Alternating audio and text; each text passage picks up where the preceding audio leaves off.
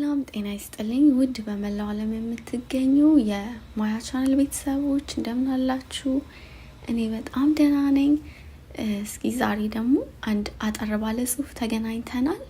ጸሐፊዋ ሂሩት ንጉሱ ትባላለች። የጽሁፉ ርዕስ ደግሞ የተዘጉ በሮች የተሰኘ ነው። እስኪ አብረን እንከታተለውና ተመልሰን የምንገናኝ ይሆናል። እንደተለመደው ሐሳብ አስተያየታችሁን መስጠት አትርሱ። እስኪ ጽሁፉን እንከታተለው።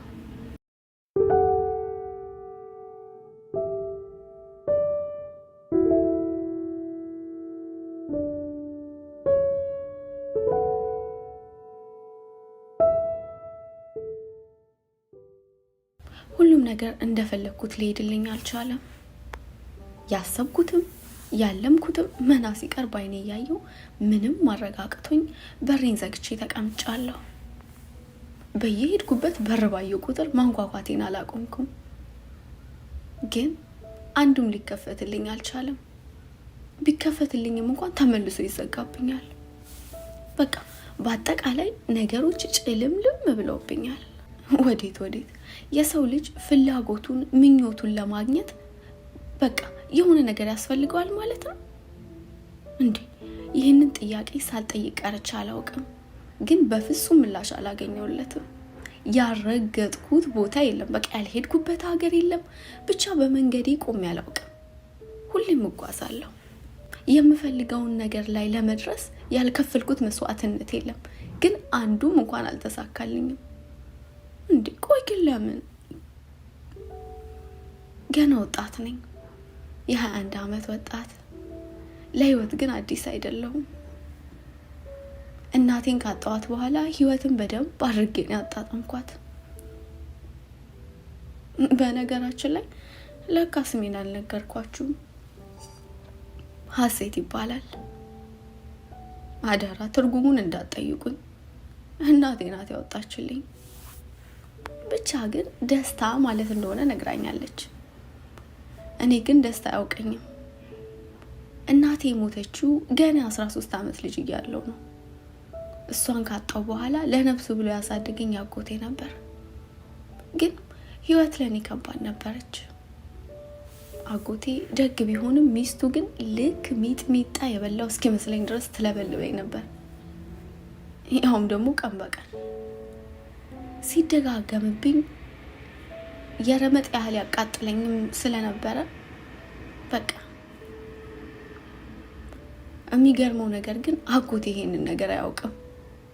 እኔም በፍጹም ደግሞ ትንፍሽ ብዬለት አላውቅም። ምሳ ከመበላበት የማልበላበት ቀን ይበልጣል።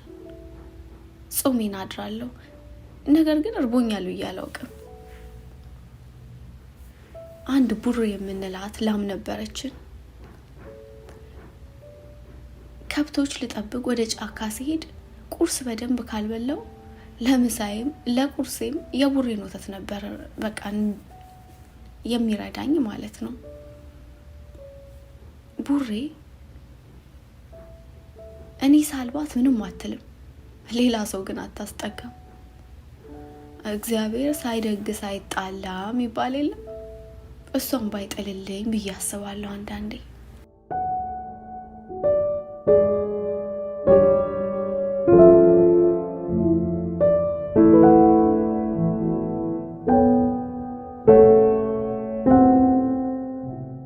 ቡሬ ለኔ ከምንም በላይ ነች። ሲከፋኝ እንደ ሰው ባዘኔታ ነው የምታየኝ። የምትግጠውን ሳር ትታ አጠገቤ መታ ትተኛለች። አንዳንዴ ምን አለ ሰውም እንደሷ ቢያስብልኝ ብዬ የማስብበት ጊዜ ነበረ። እኔና ቡሬ ከተለያየን ከ3 ዓመት በላይ ሆኖናል። ብቻ ግን እስካሁን አልረሳኋትም።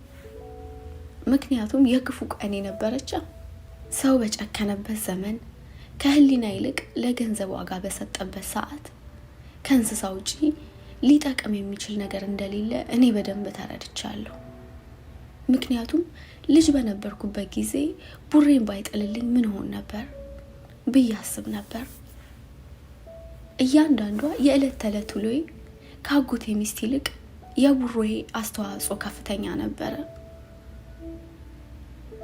ቡሬ በባህሪዋ ለየት ያለ ነገር አላት። አንደኛው ሲከፋይ ማውቋ ነው። ሁለተኛው ደግሞ እኔ ካላለብኳት በስተቀር ለማንም አለመናካቷ ነው። ከዚህ ሁሉ ነገር ግን ግርም የሚለኝ ምናልባትም ሌሎች ከብቶች ተለይተው ቢጣፉ በመፈለግ የምታገዘኝ ነገር ነበረ። አንድ ያስታውሳለሁ፣ የበዓል ዋዜማ ነበረ። እናም ያው እንደተለመደው እንስሳቶቹን ስጠብቁዬ ድንገት ማታ ግማሾቹ ተለይተው ጠፉብኝ። በቃ የምገባበት ቀዳዳ ጠፋኝ። ግማሾቹን ወደ ቤት ላኩና ቡሬንም ከግማሾቹ ጋር ወደ ቤት ልኬ እኔ ፍለጋዬን ጀመርኩኝ። ሰዓቱ እየመሸ ነው። ከብቶች አይደለም በጎች ጥሎ ያጎቴ ሚስት ፊት በቃ እሷ ጋር መቅረብ በጣም ከባድ ነው። መጨረሻ ላይ የመጣው ይምጣ ብዬ በጫካ ውስጥ ፍለጋዬን ቀጠልኩ። ቡሬ ግን ግማሾቹን ከብቶች ወደ ቤት መግባታቸውን አረጋግጣ ተመልሳ መፈለግ ጀምራለች። ለካ ወይ ጉድ! በጫካ ውስጥ የቀበሮና የተኩላ ድምጽ እያስፈራኝ እንባዬ በጉንጬ ላይ እየፈሰሰ ፍለጋዬን ቀጥያለሁ። ቀኑ እየመሸ ነው። ለአይን መያዝ ጀምሯል። እኔም መደናበር ጀምሬያለሁ። በውስጤ ግን እንዲህ ብዬ ተመኘው፣ ምን አለ ከጠፉት ከብቶች ጋር ቡሬ አብራ ሄዳ ቢሆን ድምፄን ስትሰማ ድምጿን ታሰማኝ ነበረ ብዬ አሰብኩ። በዛው ቅጽበት ግን የቡሬን ድምጽ ሰማሁት። ግርም የሚለኝ ሀሴቱ ላይ የምትጠራኝ ያህል ነው የማውቅባት። እንባና ደስታ በተናነቀው ድምጽ ቡሬ ብዬ ጮኩኝ። የቡሬን ድምጽ ወደምሰማበት አካባቢ አሁንም ስሟን ደጋግሜ እየጠራሁኝ ወደ እሷ መሄዴን ቀጠልኩ። እሷም የጠፉትን ከብቶች አግኝታ ይዛቸው መጣች። እንባዬን አይታ በጭሯ ገረፍ አድርጋ እንደ እናት አጽናናችኝ። እኔም የቀሩትን ይዤ ወደ ቤት ሄድኩኝ። በጣም ጨልሞ ነበረ። አጎቴም በጣም ተጨንቆ ነበረ። ወይኔ ያደራ ልጄ ላውሬ ሰጠዋት እያለ ሲቁነጠነጥ ደረስኩኝ። እንደደረስኩኝ ግን እስከዛ ሰዓት በማምሸት ተቆጣኝ። ከዛም የተፈጠረውን ነገርኩት።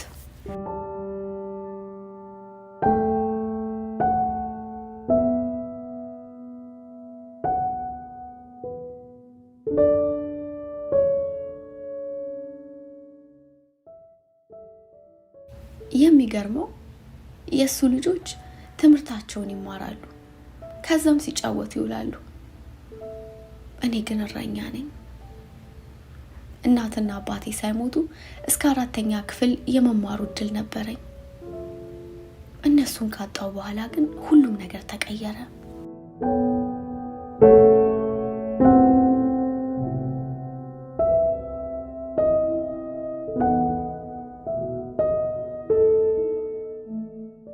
በማግስቱ የዓመት በዓል ስለነበረ አጎቴ ኮንጎ ጫማና ሽንሽን ቀሚት ገዝቶልኝ ስለነበረ አውጥቶ ሰጠኝ።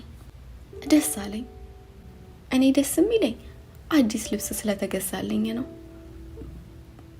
የአጎቴ ልጆች የሚያለቅሱት ግን ለምን የጓደኛዬን አይነት ልብስ አልተገዛልኝም በማለት ነበር።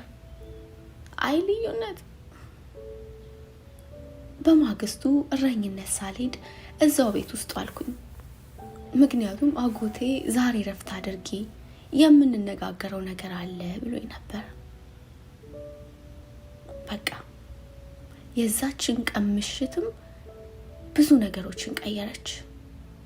ወደ ከተማ ገብቼ የሰው ቤትም ቢሆን እየሰራው ራሴን መቻል እንዳለብኝና እዚህ ለሱ አገልጋይ ሁኜ መኖር ይበቃኛል በማለት አጎቴ ወደ ከተማ ይዞኝ ሄደ። ከቡሬም ጋር የመጨረሻችን ቀን ሆነ።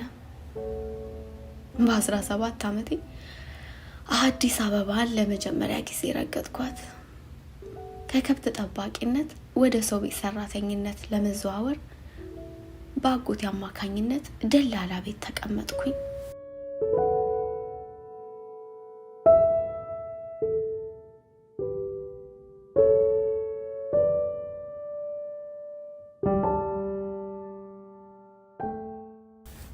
በህይወቴ የሰው ቤት ሰራተኛ ሆናለሁ ብዬ አስቤ አላውቅም ነበር። ያው ቢከፋም ቢለማም አጎቴ ቤት መኖርን አማራጭ አድርጌ ተቀምጬ ነበር። ብቻ ግን አጎቴ የሚለኝን እያንዳንዷን ነገር ተገብራታለሁ። የደላላ ቤት ተቀምጠን በጣም ብዙ እንደኔ ስራ የሚፈልጉ ሰዎችን አገኘው። ግን ሁሉም ትልልቅ ናቸው። እኔ በእድሜም በሰውነትም ከሁሉም ያነስኩኝ ነኝ። እኔን ማን ይወስደኝ ይሆን ብዬ ማሰብ ጀመርኩኝ። ድንገት አንድ መልከ መልካም ቆንጅዬ ሴት መጣችና ደላላውን ማናገር ጀመረች። እኔና ባለቤቴ ብቻ ነን የምንኖረው። ሁለታችንም ስራ ውለን ማታ ነው የምንገባው። የምንፈልገው በቃ ቤት የምታጸዳና ቤት የምትጠብቅ ነው። ምግባችንን እንደሆነ እኔ ነኝ የምሰራው አለችው። ናያ ታዲያ እንግዲህ አንቺ ራስሽ መርጠሽ ውሰጂ ብሎ ወደኛ ይዟት መጣ። ሁላችንንም አየችን። ድንገት ስምሽ ማን ነው? ሀሴት አልኳት። ተምረሻል? እስከ 4ኛ ክፍል ተምሬያለሁ። ከዚህ በፊት የሰው ቤት ሰርተሽ ታውቂያለሽ ብላ ጠየቀችኝ። አይ አላውቅም መለስኩላት። አጎቴም አንድ እንነጋገር አለ። ተስማምተው ደላላው ሴትዮዋ እኔ ሆነን ወደ ደላላው ቢሮ ገባን። አጎቴ ለሴትዮዋ ሁሉንም ነገር አስረዳት።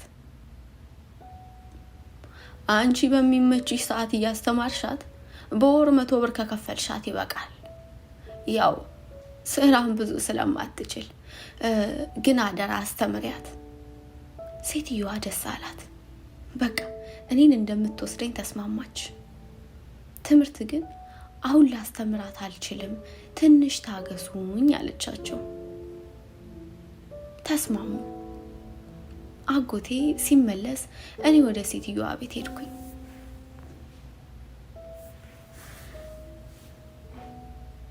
ህይወት ማለት እኔ በዛ እድሜ ላይ ሆኜ ከአቅሜ በላይ የሆኑ ነገሮች፣ ችግሮች ቢፈራረቁብኝም አንድም ቀን ለሰከንድ ተስፋ ቆርጬ አላውቅም። ሁሌም ነገ መልካም ይሆናል እል ነበር። ያን ዕለት አጎቴ እኔን ለማላቀው ሰው አስረክቦኝ ወደ ቤቱ ሲመለስ ተስፋ ቆረጥኩ። እውነትም ብቸኛ ነበርኩ ብዬ አሰብኩ። በመኪናዋ ወደ መኖሪያ ቤቷ ከመሄዳችን በፊት መቀየሪያ ልብስ፣ ቅባትና ሳሙና ገዛችልኝ። ሴትዮዋ ፈገግ ስትል ፍጹም ሰላም ትሰጣለች። እቤት ደርሰን ግቢ ውስጥ ስንገባ የሆነ የማላቀው ሀገር የሄድኩ መሰለኝ። ለመጀመሪያ ጊዜ ነው እንዲህ አይነት ቤት ውስጥ ስገባ።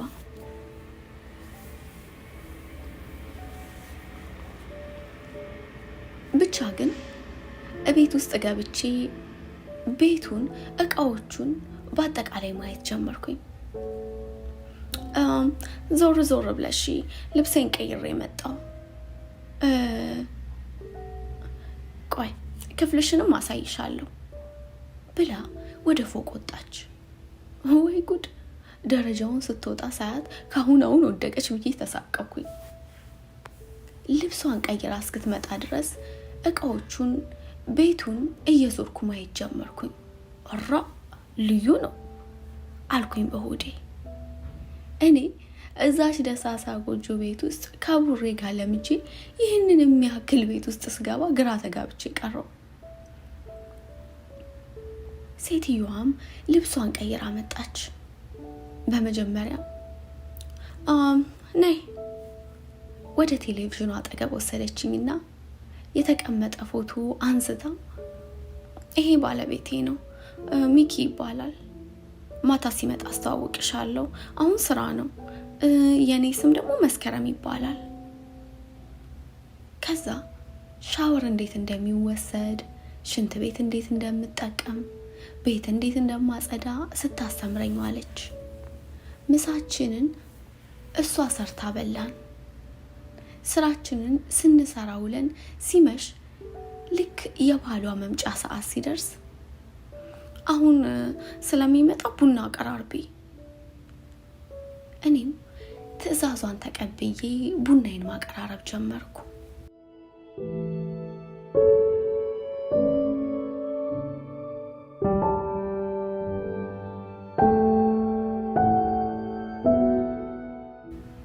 አዲሱን ቤት ለመለማመድ ጥረት እያደረኩኝ ነው። ሁሉም ነገር ለኔ አዲስ ነው። ያሰሪዬ ባል በጣም ጥሩ ሰው ነው።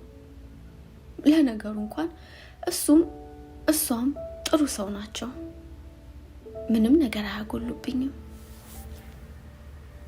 ስራ በጀመርኩኝ በሁለተኛውና በሶስተኛው ቀን ስራዋን ትታ እንዴት ቤት እንደሚጸዳ፣ እንዴት ልብስ እንደማጥብ ብቻ በአጠቃላይ የቤቱን ባህሪ ስታሳየኝ ቆየች። እኔም ነገሮችን ቶሎ የሚያዝ ብቃት ስለነበረኝ ቶሎ ለመድኩላት። እቤቱ ውስጥ ግን እኔ ብቻ ነበርኩ የምውለው። ሁለቱም እዛው ውለው ማታ ነው የሚመጡት። አንዳንዴ ብቻዬን መዋል ያስጠላኛል። ስራዬን ስጨርስ መተኛት ነው። ምግብ እንኳን ብቻዬን አይበላልኝም። ከለመድኩት ከአጎቴ ቤት ከወጣሁኝ ሳምንታትን አስቆጠርኩ። ብቻ ግን ከሁሉም በላይ ቡሬ ናት ናፈቀችኝ። ምን ዋጋ አለው? ለኔ ከሁሉም በላይ ታስፈልገኝ ነበረ። ቀናቶች ሳምንታትን ተክተው ለወራት ቦታ ለቀቁ። አሁን ቤቱ ሙሉ በሙሉ በእኔ ቁጥጥር ስር ሆነ። ልብስ ማጠብ፣ ቤት ማጽዳት፣ ከዚያም ባለፈ ምግብ መስራትም ለመድኩ። እቤት ውስጥ ምግብ መስራት ሲጀምር እሷም ባሏም ምሳ ሰዓት ወደ ቤት መምጣት ጀመሩ። ደስ አለኝ። ምሳ ሰዓት መጥተው ቡና ጠጥተው ምሳ በልተው ሲሄዱ ደስ ይለኛል። አሰሪም ይበልጥ በእኔ ደስተኛ ሆነች። ልብስ፣ ቅባት፣ ጫማ ትገዛልኛለች። ደሞዜም ደግሞ 150 ብር ሆነ። አንድ ቀን ማታ ከስራ ስትመጣ ቡና አቀራርቤ ጠበኳት። እሷም አንድ አዲስ ዜና አለኝ፣ ከሚቀጥለው ወር በኋላ የማታ ትምህርት ትጀምሪያለሽ አለችኝ። በቃ በጣም ተደሰትኩ። ምን ልበላት? አመሰግንኳት።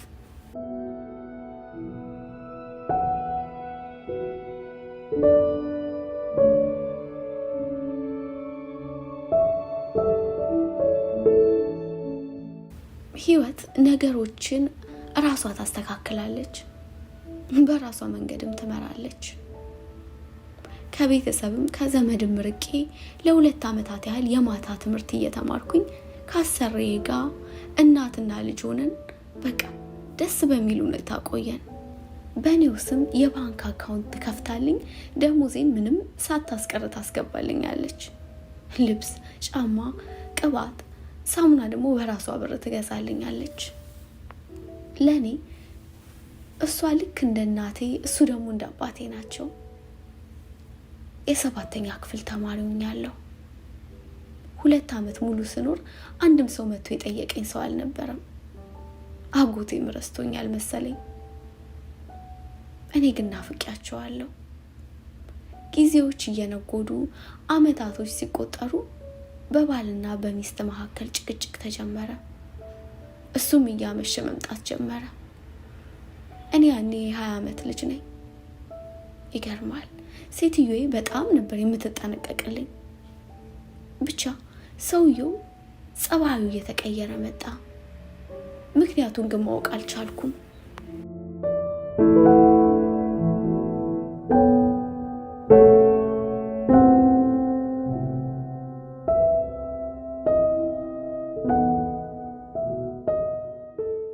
አንድ ቀን ማታ እሁድ ስለነበረ እኔና እሷ ወደ ቤተክርስቲያን ሄድን። እሱ ግን መጠጥ ጠጥቶ ስክር ብሎ መወላገድ መለፋደድ ከመረጠ ቆይቷል። ጥግ ስር ቁጭ ብለን እያለን ይኸውልሽ ሴት ልትነግረኝ የፈለገችው ነገር እንዳለ ገባኝ። ፊቴን ወደ እሷ አዙሬ ቁጭ አልኩኝ።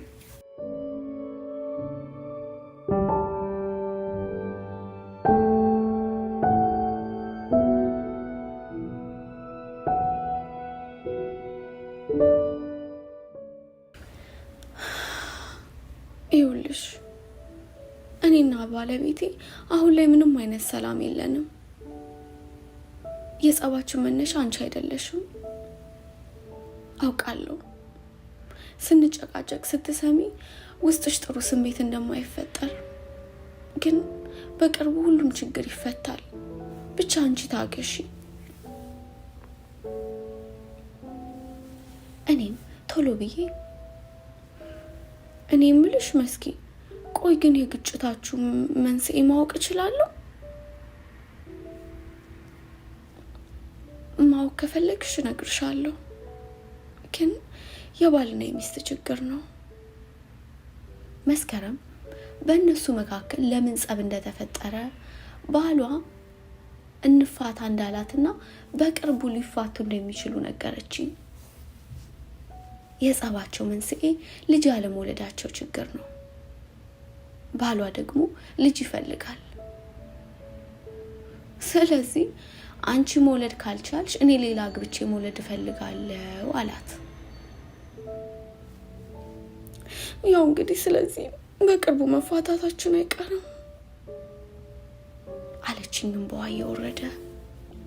በእያንዳንዱ ቤት ውስጥ ራሱን የቻለ ችግር አለ። ነገር ግን ችግሩን ተነጋግሮ የመፍታት ልምድ የለንም። በቃ መጨረሻችን የሚሆነው መለያየት ነው። እኔ እሱን በጣም አፈቅረዋለሁ። በፍጹም ላጣው አልፈልግም። ግን ልጅ ከፈለገ ምንም ማድረግ አልችልም። አንድ ነገር አለ። እንመርመርና ችግሩን እንወቀው ስለው እኔ መውለድ እችላለሁ፣ አንቺ ነሽ የማትችይው ስላለኝ ምንም ማድረግ አልችልም። በተሰበረ ልብ አይኖቿን ወደ ፈጣሪ ቀና አድርጋ ነበር ይሄ የምትናገረው። በጣም አዘንኩ። ዝምታን መረጥኩ። እኔ እስካሁኑ እድሜ ድረስ ምንም የማውቀው ነገር የለም። ስለዚህ ምንም ብዬ እንደምላትም አላውቅም። ይህን ላይ የምነግርሽ ላስጨንቅሽ አይደለም፣ ግን በቃ ገና ልጅ ነሽ። በእኛ የቤተሰብ ጭቅጭቅ የተነሳ ለወደፊቱ ትዳርሽ እንዳትፈሪ ለማድረግ ያህል ነው። ስለዚህ ሁሉም በጊዜው ይሆናል፣ አይዞሽ። መሽቶ ስለነበረ ወደ ቤት ተመለስን። ቤቱ ሰላም ባይኖረውም በቃ ወሬ ያህል ቆየን። በስተመጨረሻ ተነጋግረው ለመፋታት ወሰኑ። እኔም ሌላ ቤት እንድፈልግ ተነገረኝ።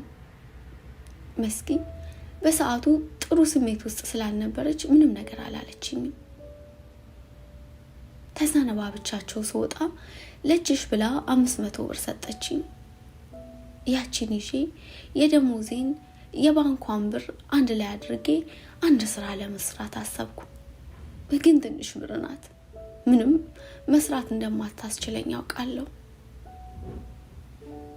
መጨረሻ ላይ ትንሽ ቤት ተከራየውና ቡናና ሻይ ማፍላት ጀመርኩ።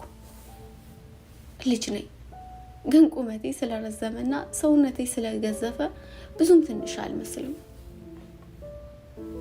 ቡና ወይም ሻይ ሊጠጡ የመጡ ሁሉ እኔን ለማግኘት መመኘት ጀመሩ። በቃ ነገሮች ተበላሹ። እንደማልፈልግ ስነግራቸው ስራዬ እየቀዘቀዘ መጣ። ምንም መስራት አልቻልኩም። ድጋሚ የሰው ቤት ፍለጋ ጀመርኩ። በደላላው አማካኝነት አንድ ካፌ ውስጥ በብርጭቆ አጣቢነት ልቀጠር ተስማማው። ግን እዛም ከባድ ነበር።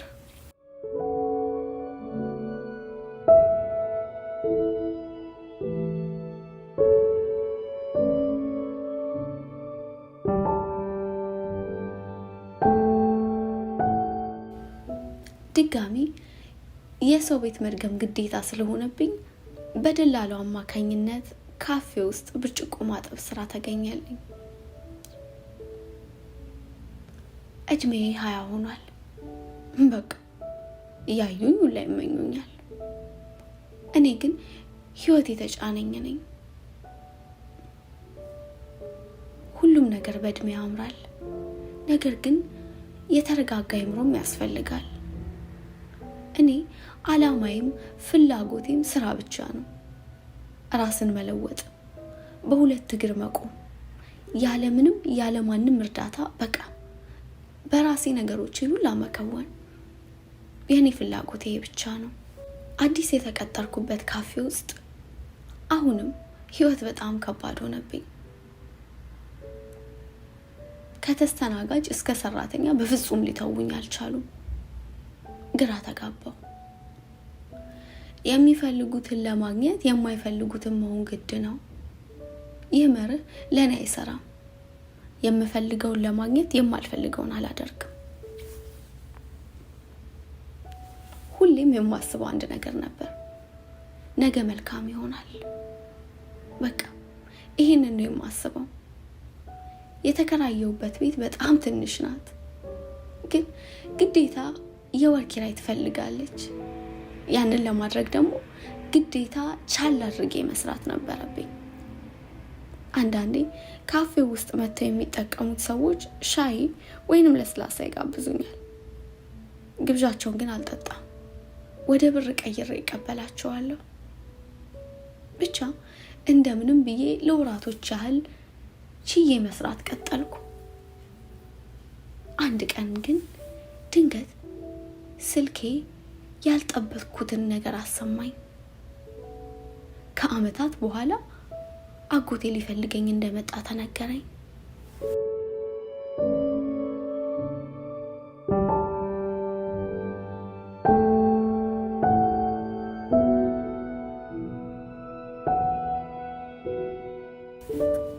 አገኘሁት። ፍጹም ደስተኛ ነበርኩ። በህይወቴ እንደዛች ቀን የተደሰትኩበት ቀን ሁላ ያለ አይመስለኝም። ሳየው ተጠምጥም ያለቀስኩ። ልጄ አድገሻል፣ ሰው አይፈለግም። እኔ እኮ ደላላው ጋር መጥቼ ባልፈልግሽ አንገናኝም ማለት ነው። በእርግጥ ለአንድም ደቂቃ ከአይምሮዬ ጠፍቶ አያውቅም። ሁሌም አስበዋለሁኝ። ግን ደግሞ ራሴን ሳልቀይርና ሳልለውጥ መሄድ የለብኝም ብዬ ስላሰብኩ ነበር ዝምታን የመረጥኩትና የጠፋሁት። ከአጎቴ ጋር አብረን ዋልን። ስራ አስፈቅጄ ስለነበር እቤት ወስጄው አብረን ኑሮዬንም እንዲያየው አደረኩት። በጣም አዘነ። ቡሬም እንደሞተችና ግን እሷን የምትመስል እንደወለደች ነገረኝ። በመሞቷም እጅግ በጣም አዘንኩኝ። ግን ምን ይደረጋል፣ አብረን ውለን እሱም ወደ ቤት መመለስ ስለነበረበት መኪና እስኪይዝ ድረስ ሸኝቼው ተመለስኩኝ።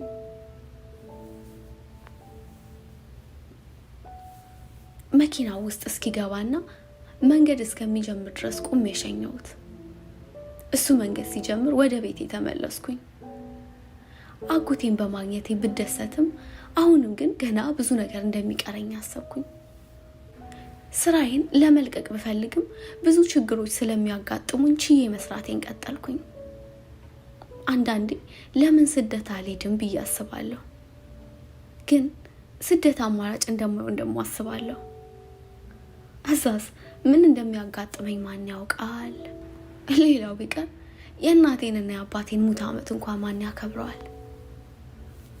በህይወት ባይኖሩም ግዴታ እነሱን ማስታወስ አለብኝና መራቅ አልፈለኩም። ግራ ተጋብቻለሁ። ስራዬን መስራት አላቆምኩም። ግን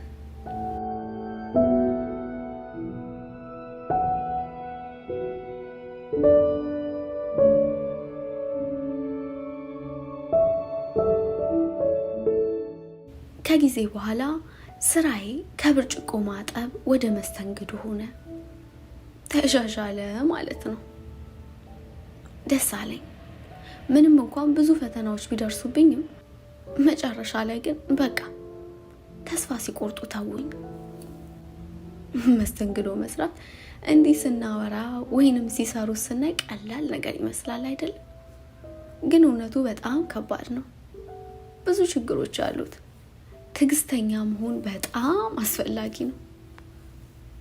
አንዳንዴ ካፌ ውስጥ ገብተን አስተናጋጅ ሲቆይባቸው እንቆጣለን፣ እንሰደባለን። ከዛም ባለፈ ትዕዛዜ አይደለም ብለን እናስቀይራለን። ብቻ ብዙ ነገሮች አሉ። ታዲያ ያንን ነገር ሁሉ መቻል መታደል አይደለም? አንዱ ተናዶ መጥቶ እንዴቱን አስተናጋጅ ላይ ይወጣዋል። አንዳንዱ ደስተኛ ሆኖ መጥቶ ደስታውን አስተናጋጅ ላይ ያጋባዋል። አንዳንዱ ስራ ፈት መጥቶ ደግሞ ስልክ ቁጥርሽን ካልሰጠሽኝ ሂሳብ አልከፍልም ይላል። አረ ብቻ ስንቱ። ሁሉንም ቻል አድርጌ መስራቴን ቀጠልኩኝ።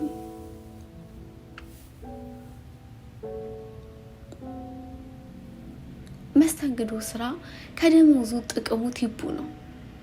እኔ በቀን ቢያንስ ከ30 እስከ 50 ብር አገኛለሁ። በቃ ጠንክሬ እሰራለሁ፣ እረፍት የለኝም። ጠዋት ገብቼ የሁለቱንም ፈረቃ እሰራለሁ፣ ምንም አይደክመኝም። አንዳንዴ ግን መነሳት እንኳን ያቅተኛል።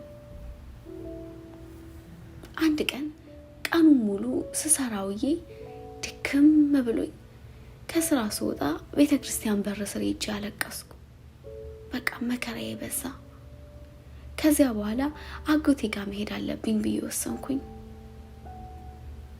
በቤት ገብቼ ልብሴን አስተካክዬ ተኛሁኝ። ጠዋት በስራ ሰዓት ወደ ስራ ቦታ ሄድኩኝ። መስራት አልፈልግም፣ ሰራተኛ ፈልጉ። እንዴ አረ ዛሬን እንኳን ወይ እንዴ ሰራተኛ እኮ የለንም፣ ከፈለግሽ ደሞዝ ይጨምርልሻል። እሺ ዛሬን እሰራላችኋለሁ ብዬ ያቺን ቀን ዋልኩኝ። ማታ ደሞዜን ተቀብዬ ነገ ስራ አልገባም ብዬ ተሰናብቼ ስለ ሁሉም ነገር አመስግኜ ወደ ቤቴ መሄድ ጀመርኩ። ቤተክርስቲያን ጸሎት እያደረኩ እያለ ስልኬ ጮኸና ከጸሎት ያቋረጠኝ። ቁጥሩ አዲስ ስለሆነ ግራ በመጋባት አነሳሁት። የማላውቀው አዲስ ቁጥር። በስመ አብ። ስልኬን አነሳሁት። ሄሎ ሀሴት፣ ማልበል? መስከረም ነኝ ሀሴት። ምን? መስኪ፣ እኔ አላምንም። ከመቀመጫዬ ብድግ ብዬ ነበረ። እመኚ መስከረም ነኝ፣ ይቅርታ ትቼሽ ጠፋሁ አይደለም አለችኝ ያዘነች በሚመስል ድምፅ። መስኪ እንዴት ነሽ? ደህና ነሽ?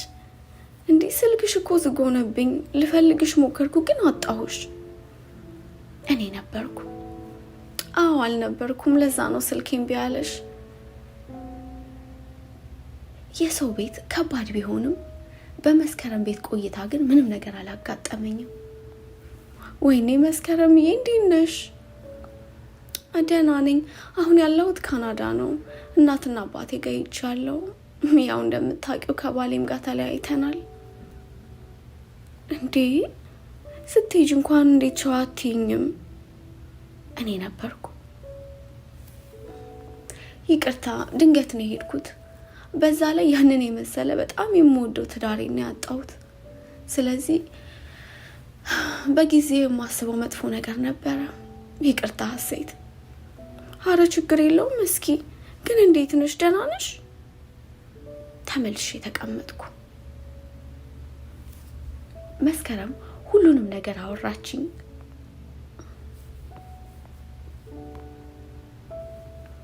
በጣም እንደተጎዳችና ወደ ኢትዮጵያ ድጋሚ የምትመጣ እስከማይመስላትም ጭምር እንባ እየተናነቃት ነገረችኝ። ለትዳሯ ብላ ነበረ ቤተሰቦቿን ትታ እዚህ የምትኖረው፣ ግን ያም ትዳሯ አልሰመረላትም። በዛ የተነሳ ስሜቷ ተጎድቷል።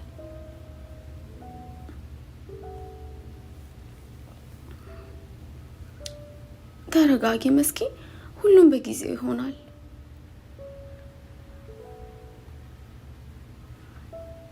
ትንሽ ቆይታ እኔ ምን ላይ እንዳለው ጠየቀችኝ። ሁሉንም ነገር ነገርኳት። በጣም አዘነች። ግን በቃ አይዞሽ እሺ፣ ሁሉንም ነገር እናስተካክለዋለን። ስልኩ በዚያው ተዘጋ። ሌላ ጊዜ እንደምትደውልልኝም ነገረችኝ። የጀመርኩትን ጸሎት ጨርሼ ሰዓቱም እየመሸ ስለነበረ ወደ ቤት ሄድኩኝ። መስኪን ደጋግሜ ያሰብኳት። በቃ ያንን የምትወደውን ባሏን የምትወደውን ትዳሯን ስታጣ ምን ያህል ልትጎዳ እንደምትችል አሰብኩ። እኔ ከተሰቃየሁት በላይ ምን ያህል እንደምትሰቃይ አሰብኩ። ስራዬን ለመልቀቅ ወስኜ ስለነበረ እቃዎችን ስላዘጋጀው እቤቴ ገብቼ እራቴን በልቼ ጥቅልል ብዬ ተኛው። አጎቴ ጋር ልሄድ ነው። ድጋሚ ወደዛ ጨለማ ህይወት ልገባ ነው። ግን አማራጭ አልነበረኝም። ሌሊቱን እንዲሁ ሳብሰለስል አደርኩ። ምንም እንቅልፍ አልወሰደኝም። መንጋት አይቀር ነጋ። ከመኝታዬ ተነስቼ ልወጣ ስል ስልኬ ጮኸ። አጎቴ ነበረ። ወደ እኔ እየመጣ ስለሆነ እንድጠብቀው ነገረኝ። ተስማማሁ። የሰበሰብኩትን እቃ ቦታው ላይ መልሼ እሱን መጠበቅ ጀመርኩኝ። ቀኑን ሙሉ ብጠብቀውም ሳይመጣ እኔም ስጠብቁ አልኩኝ። ማታ አካባቢ ደውሎ አልመጣም፣ ትንሽ ስራ ይዤ ቀርቻለሁ አለኝ። ተናደድኩኝ። ግን በቃ ምንም ማድረግ ስለማልችል ዝም አልኩት። ተነስቼ ከቤት ወጣውና ቤተክርስቲያን መሄድ ጀመርኩኝ። እዛ ሄጄ ቁጭ ስል ሰላም አገኛለሁ። በቃ እዛ ሄድኩኝ። ቁጭ ብዬ ጸሎት አደረኩ። ቁጭ ብዬ እያሰብኩ ያለ ድንገት ስልኬ ጮኸ። ከሀሳቤ መለስ ብዬ ስልኩን አነሳሁት። ሄሎ፣ መስከረም ነበረች። በጣም ደስ አለኝ። ቤተክርስቲያን እንደሆንኩና ትናንትናም ስትደውል እዚቹ ቦታ ላይ ተቀምጬ እንደነበርኩ ነገርኳት። በቃ ሀሴቴ ለእኔም እስኪ ጸሎት አድርጊልኝ። ተስማማው። እኔ ምለው ውሎሽ እንዴት ነበር ዛሬ? እንዴት እንደዋልኩ ነገርኳት።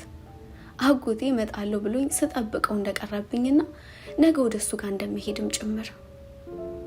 በዛውም ዛሬ ስለደወለችልኝ ደስ እንዳለኝ፣ እሱ ጋር ከሄድኩኝ ኔትወርክ ስለማይሰራ በደንብ ላገኛት እንደማልችል ነገርኳት።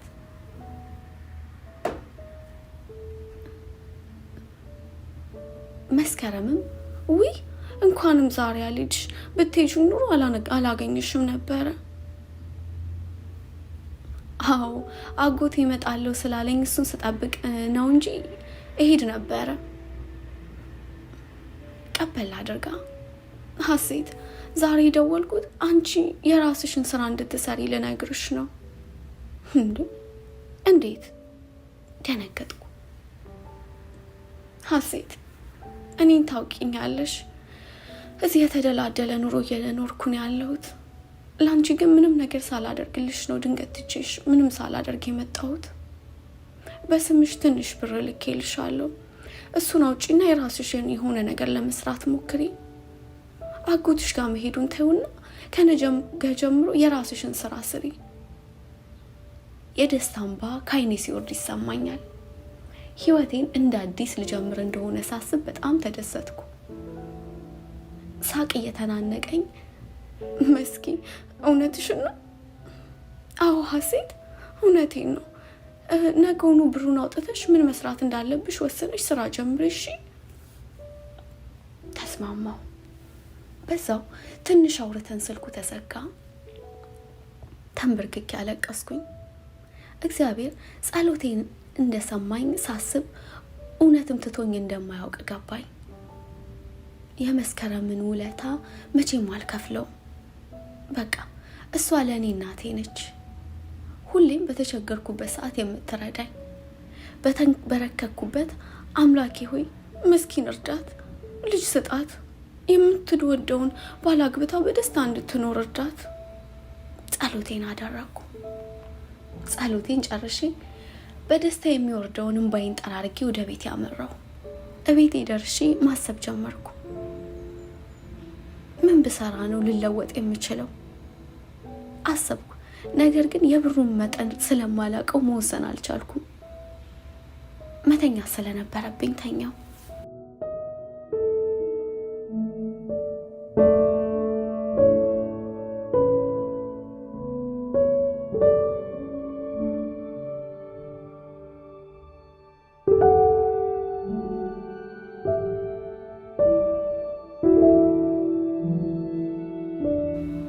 ጠዋት ከመኝታዬ ተነስቼ ቤቴን አስተካክዬ ቁርስ በልቼ ረፈድ ሲል ወደ ባንክ አመራው። ባንክ ደርሼ የተላከልኝም ብር ሳየው እጅግ በጣም ደነገጥኩ። ብዙ ነው፣ በጣም ደነገጥኩ። ለእኔ 35,000 ብር በጣም ብዙ ብር ነው። መስራት ያለብኝን መወሰን እንዳለብኝ ወሰንኩና ዞር ዞር ማለት ጀመርኩኝ። ድንገት አንድ ይከራያል የሚል ኮንቴነር አገኘው።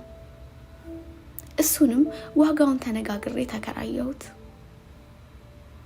በሰፈሩ ምንም የኮስሞቲክስ ሱቅ ስላልነበረ እሱን ለመስራት ወሰንኩ። ስራ ለመጀመር ወስኜ ቤት ተከራየሁ። በሰፈሩ የሌለውንና አስፈላጊውን ነገር አጠናው። በሰፈሩ ብዙ የፀጉር ቤቶች አሉ፣ የሴት ቡቲኮች፣ የሴት የውበት ሳሎኖች አሉ። ግን ኮስሞቲክስ ቤት አልነበረም። በቃ እሱን መክፈት ወስኜ ከአስረካቢዎች ጋር ተነጋግሬ ስራ ጀመርኩ።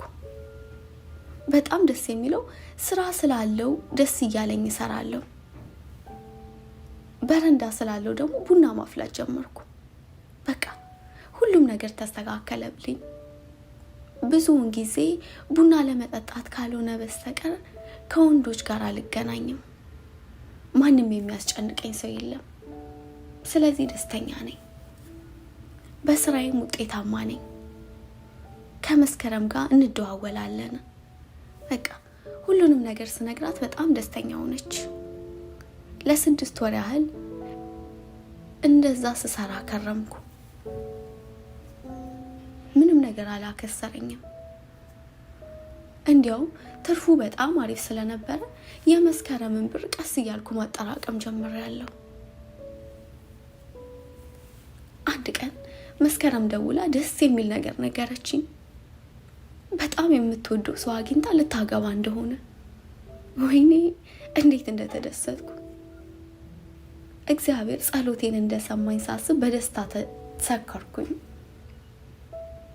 እኔም ስራዬን ማሻሻል ስለፈለኩኝ ሌላ ቦታ ቆይሬ ለመስከረም ከፍለዋለሁ ብዬ ያስቀመጥኩትን ብር አውጥቼ ቡቲክ ከፈትኩኝ። ኮስሞቲክሱንም አንድ ላይ አድርጌ መስራት ጀመርኩኝ። መስከረምም የላከችልኝን ብር በስጦታ እንጂ በብድር መልክ አይደለም፣ ስለዚህ እኔ እንድለወጥ እንደምትፈልግ ነገረችኝ። በምን ቋንቋ ላመስግናት? ቃላት የለኝም። ህይወት በጨለመችብኝ ሰዓት እሷ ከጎኔ ሆና አይዞሽ አለችኝ። ሲከፋኝ አጽናናችኝ። እንደ እናት ሆና ደገፈችኝ። በሮቹ ላሲዘጉብኝ እሷ ግን በሯም ልቧም ተከፈተልኝ። ታዲያ ለሱ የሚሆነው የምስጋና ቃል ከየት ይመጣል? ሁሌም ስለሱ አስባለሁ። ደስተኛ ህይወት እየኖረች ነው። አዲስ ባል አግብታ አዲስ ህይወት ጀምራለች። ግን ልጅ በጣም ስለምትፈልግ ወልዳ እንድትስም የዘወትር ጸሎቴ ነበር። ሁሌም አስባታለሁ። አጎቴ እየመጣ ይጠይቀኛል። እኔ ግን ለመሄድ አልቻልኩም ነበር። ሁሉም ነገር ሰላም እንደሆነ እሱ ስለሚነግረኝ ብዙም አልነበር። አላማዬ ስራ ላይ ስለሆነ ብዙም እዛ የመሄዱ ነገር አስቤበት አላውቅም። ለ1 ዓመት ከ5 ወር ያህል ስራዬን ቀጥ ብዬ ሰራው። ኪሳራ ግን ብዙም አልገጠመኝም ነበር። የተወለድኩበትና እኔ የሚያደግኩበትን እናትና አባቴ የተቀበሩበትን ቦታ ማየት እንዳለብኝ ሳስብ አንድ ነገር ትዝ አለኝ። የእናቴ የሞት ዓመት እየደረሰ ስለሆነ ለምን በዛው አልሄድም ብዬ አሰብኩኝ። ለአጎቴም ደውዬ ነገርኩት። ከወር በኋላ እንደሆነና መምጣት ከፈለኩኝ መጥቶ እንደሚወስደኝ ነገረኝ። ተስማማሁ።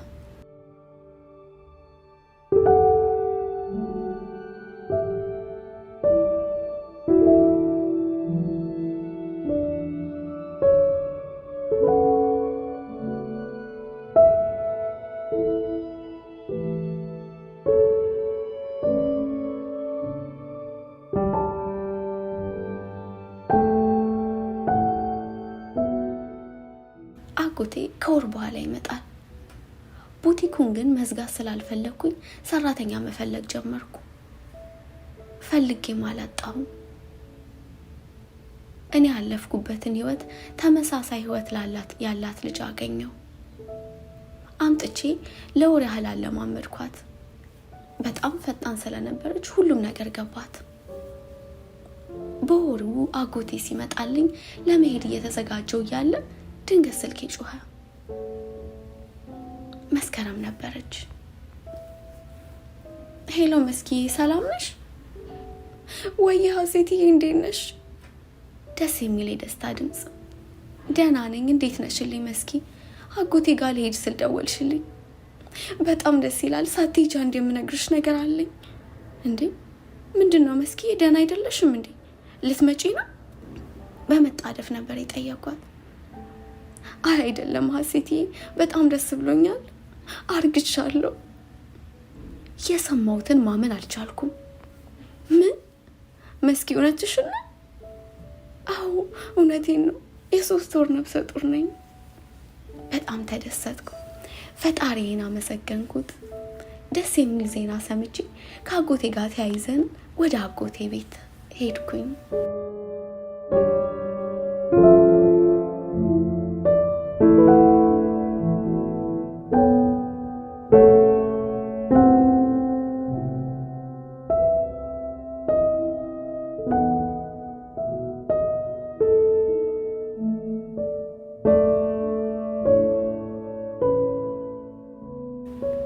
ከ5 ዓመት በኋላ ተመልሼ የተወለድኩበትን ሀገር ረገጥኩኝ።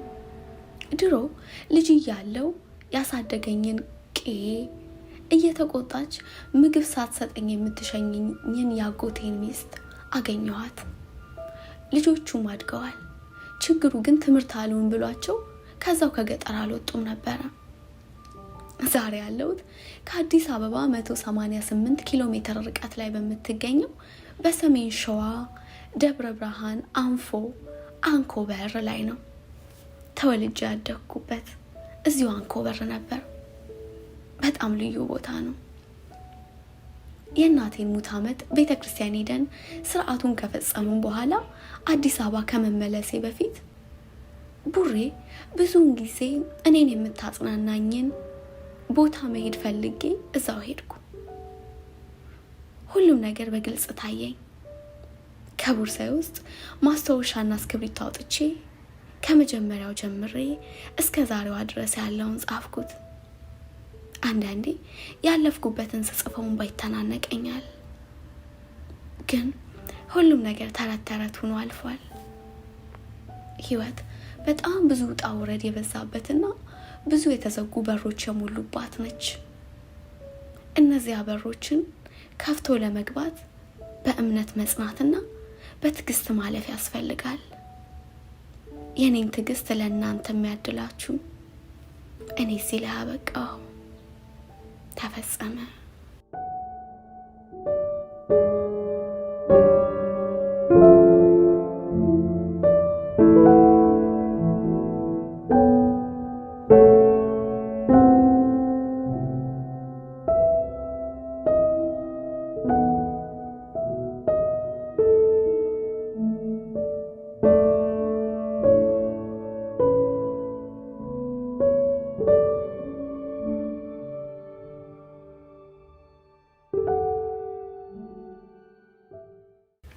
እንግዲህ ውድ አድማጮቼ የተዘጉ በሮች ይሄን ይመስል ነበረ። በጣም ጥሩ እንደነበር ተስፋ አደርጋለሁኝ። ብዙ ቁም ነገር አግኝታችሁበታል ብዬ አስባለሁኝ።